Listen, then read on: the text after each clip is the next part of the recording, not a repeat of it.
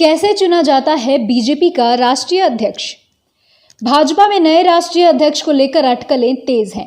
Party के संविधान के अनुसार अध्यक्ष वही बन सकता है जो कम से कम 15 साल से सदस्य हो। चुनाव प्रक्रिया में प्राथमिक समिति से लेकर राष्ट्रीय परिषद तक चुनाव होते हैं और आरएसएस की भी राय महत्वपूर्ण होती है।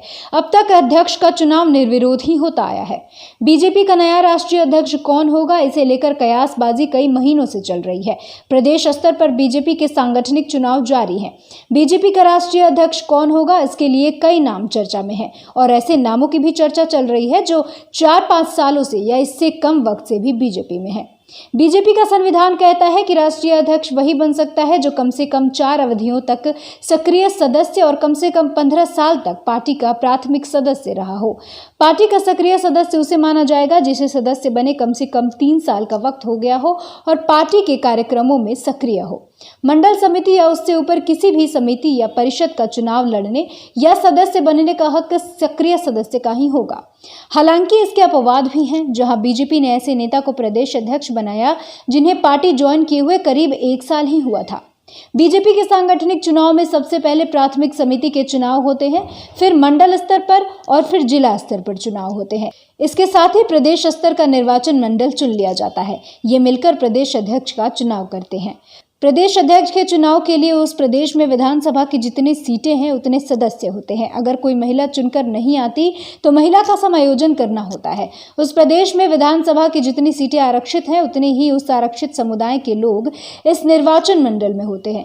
ये मिलकर प्रदेश अध्यक्ष को चुनते हैं और इसी वक्त राष्ट्रीय अध्यक्ष के निर्वाचन मंडल का भी चुनाव होता है, जिसे राष्ट्रीय परिषद कहते हैं। यही राष्ट्रीय अध्यक्ष का चुनाव करते हैं।